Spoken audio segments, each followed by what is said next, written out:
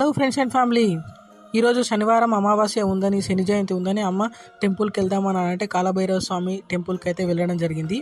ఇది తెలంగాణలో అత్యంత ప్రసిద్ధి చెందిన కాలభైరవ స్వామి ఆలయాల్లో ఇసన్నపల్లి ఒకటి. ఇక్కడ స్వామివారిని దర్శించుకుంటే గ్రహ దోషాలు, కాలసర్ప దోషాలు మరియు మానసిక బాధలు తొలగిపోతాయని ఇక్కడ భక్తుల ప్రగాఢ నమ్మకం. ఇది కామారెడ్డి పట్టణానికి సుమారు 15 కిలోమీటర్ల దూరంలో ఉంటుంది.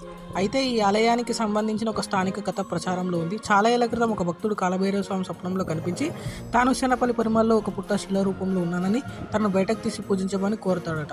మరుసటి రోజు ఉదయం గ్రామస్తులంతా కలిసి ఆ పుట్ట దగ్గరకు వెళ్ళి తవ్వగా అక్కడ అద్భుతమైన 12 అడుగుల కాలభైరవ స్వామి విగ్రహం బయటపడింది. స్వామివారి ఆదేశానుసారంగా గ్రామస్తులు అక్కడ ఒక చిన్న ఆలయం నిర్మించి పూజలు చేయడం ప్రారంభించాడు. పూర్వం ఈ ప్రాంతం దట్టమైన అడవిలో ఉండేదని, రాత్రి వేళలో స్వామివారి స్వయంగా తన వాహనమైన నల్ల కుక్క రూపంలో తిరుగుతూ ఈ గ్రామాన్ని చుట్టుపక్కల ప్రజలు దుష్టశక్తుల నుండి, క్రూర జంతువుల నుండి రక్షించేవారని ఇక్కడ ప్రజలు బలంగా నమ్ముతారు. అందుకే ఇప్పటికీ చుట్టుప్రక్కల గ్రామాలు ఎలాంటి ఆపద వచ్చినా భైరవ స్వామిని తలుచుకుంటూ ఉంటారు. మేము అలాగనే ఈ కాలభైరవ స్వామి టెంపులే కాకుండా చుట్టుపక్కల ఉన్న టెంపుల్ కూడా విజిట్ చేసాము. అది నెక్స్ట్ వీడియోలో చేస్తాను. అందరికి శనార్థులు.